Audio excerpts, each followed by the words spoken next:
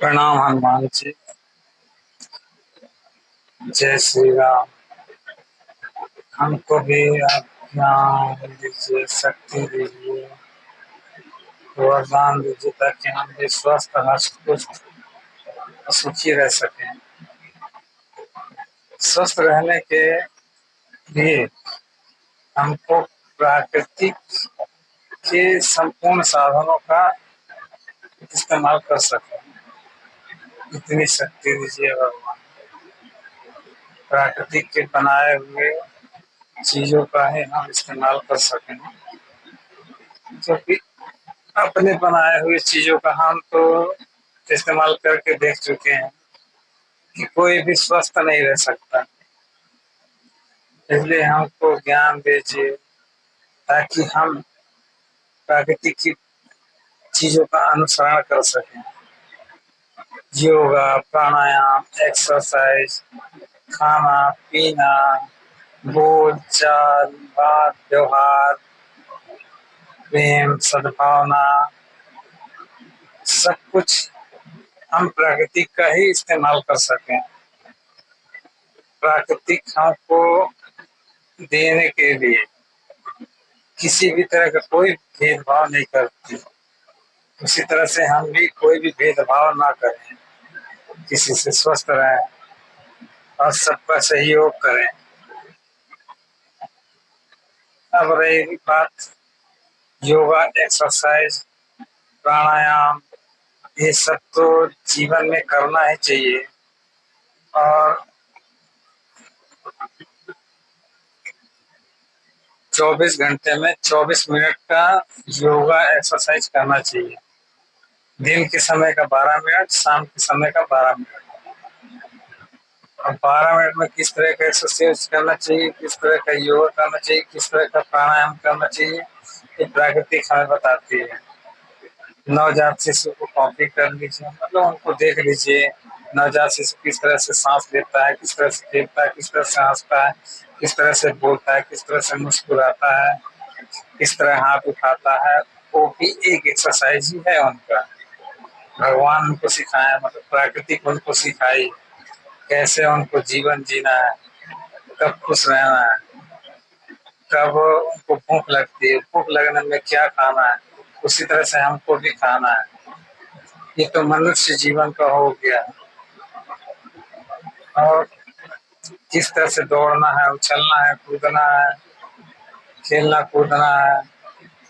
ये पीपल के पत्ते की तरह देखिए, पीपल का पत्ता कैसे खुश रहता है, हंसता है, हिलता है, खिलखिलाता है, डोलता है, हवा चलाता है।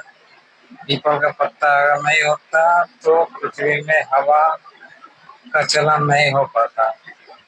पीपल के पत्ते की वजह से ही हवा चलती है, डोलती है। पीपल का पत्ता को देखिए किस तरह से सर, वो पीपल का पत्ता जब पेड़ में लगा रहता है तो किस तरह से हिलता है, उसी तरह से हमको भी हिलना है, डुलना है। एक्सरसाइज मतलब सिर्फ 12 मिनट के अंदर में नवजात शिशु को नवजात शिशु से लेके उनके 12 साल की उम्र तक, और पीपल का पत्ता और सूर्य प्राणायाम, ये सब कुल मिला के 12 मिनट तक ही करना है।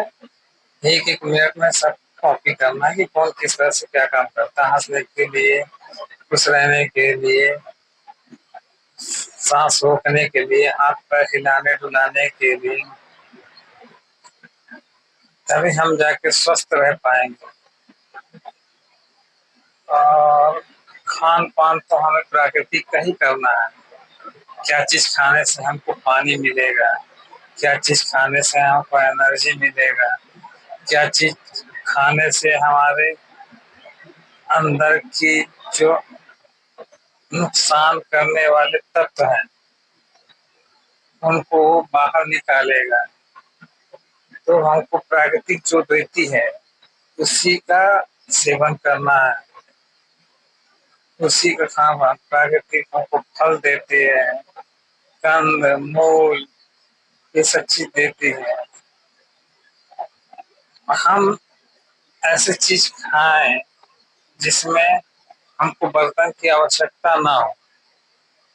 मतलब पका के खाने का प्रतिदिन पका खा के देख चुके हैं कितने लोग बीमार पड़ रहे हैं, कितने लोग स्वस्थ हैं, ये आपको पता चल रहा है।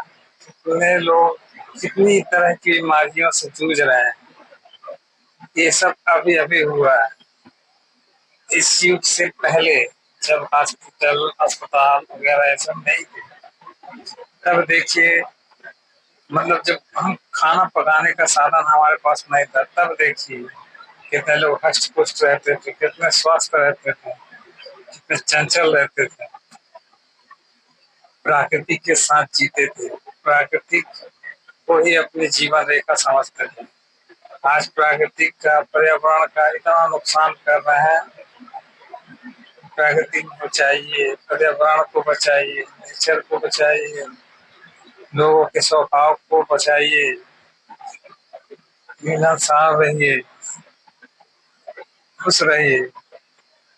हनुमान जी से मनाए कि हम सब खुश रहें, हनुमान जी की तरह ही स्वस्थ रहें, हनुमान जी की ही तरह खुश रहें, हनुमान जी की ही तरह हम सद्भावना प्रेम के साथ रहें।